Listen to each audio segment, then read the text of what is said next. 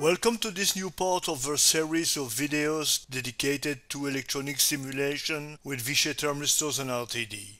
My name is LTspice, and today we go back to school in order to simulate a basic analog PID controller for temperature.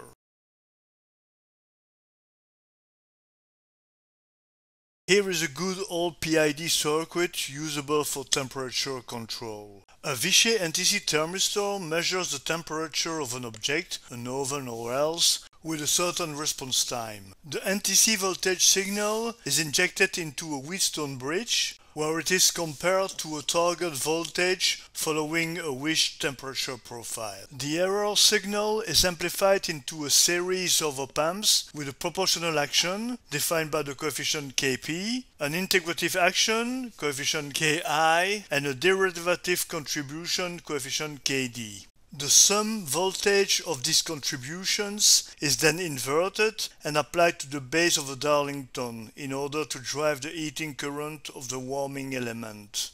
The ratios of the K coefficient must be optimized for the PID to work optimally. Let's see first an example of what happens if we do not optimize this coefficient. It's catastrophic. The temperature begins to oscillate out of reasonable proportions.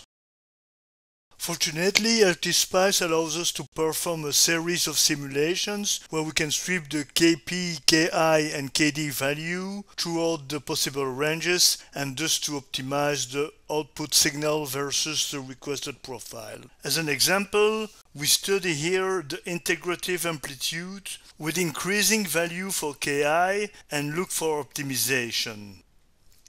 As we progressively increase Ki, we come close to the nominal, and above a certain threshold, oscillations appear. The oscillation amplitudes are even getting out of control for a high Ki. For each simulation, we compute the absolute difference between the effective temperature and the target profile, and we compute the optimal Ki value.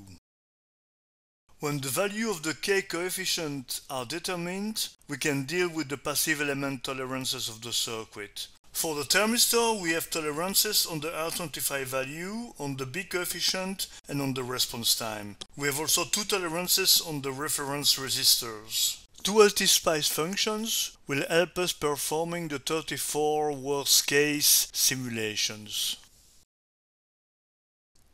Let the simulations begin. The first one corresponds to nominal elements. The effective system temperature follows closely the set profile within a few tenths of a degree. At each slope change, a small adaptation happens. The ratio between the simulation time and the real time is nearly 100. So it doesn't take too much time to simulate a duration of about 2 hours.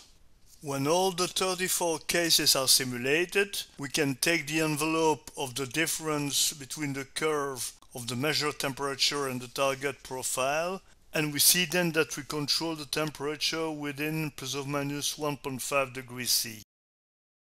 Now that you have seen on a virtual scope how the optimization of our PID with thermistor was performed, you might want to practice it yourself. The whole project can be downloaded freely from axter.io. The full address is in the video description.